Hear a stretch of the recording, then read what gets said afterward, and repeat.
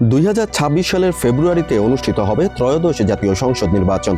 এবার একই দিনে সংসদ নির্বাচন ও গণভোটের আয়োজন করতে যাচ্ছে নির্বাচন কমিশন। ইতিমধ্যে প্রার্থীদের মনোনয়ন দিয়েছে প্রধান রাজনৈতিক দলগুলো। কুমিল্লা 6 আসনে শুরু হয়েছে প্রাথমিক প্রচারণা।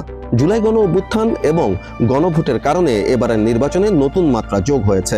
সুষ্ঠু নির্বাচনের মাধ্যমে গণ অভ্যুত্থানের আকাঙ্ক্ষার বাস্তবায়ন চায় কুমিল্লা 6 আসনের সাধারণ মানুষ।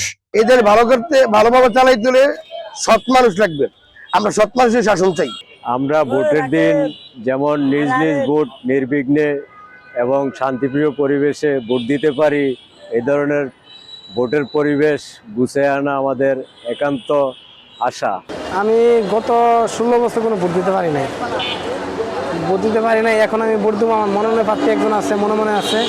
সুষ্ঠু নির্বাচন হইলে আশা করি সুষ্ঠু নির্বাচন হবে।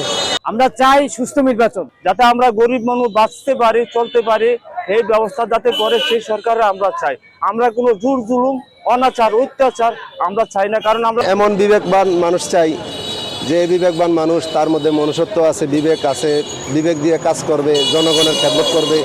সে মানুষকে ঠকাবে না, জনগণকে ঠকাবে না, নিজেও ঠকবে না। মানুষকে ঠকাবে তো সে নিজে ঠকবে। নির্বাচনে আমরা তো ভোট দিতে পারি নাই, এখন যদি শান্তি মতন আমরা ভোট দিতে পারি, মনোনীত প্রার্থীকে, এটাই কামনা করছি। রাজনৈতিক দলের প্রতিনিধিরাও নির্বাচন নিয়ে আশাবাদ ব্যক্ত করেছেন। নির্বাচনী প্রচারণায় ভালো সাড়া পাচ্ছেন বলে জানিয়েছেন জামায়াতে ইসলামীর কুমিল্লা মহানগরের সহকারী সেক্রেটারি মুহাম্মদ কামারুজ্জামান সোহেল। আমরা আশা করতেছি উৎসবমুখর পরিবেশেই এই নির্বাচনে মানুষ তার ভোটাধিকার প্রয়োগ করবে এবং সেই নির্বাচনকে কেন্দ্র করে আমরা বাংলাদেশ জামায়াত ইসলামী কুমিল্লা মহানগরীর আমাদের যে দলীয় প্রার্থী কাজী দ্বীন মাহমুদ ভাই, উনি ব্যাপক প্রচারণা চালিয়ে যাচ্ছে। আমরা প্রতিদিনেই উঠান বৈঠক করতেছি।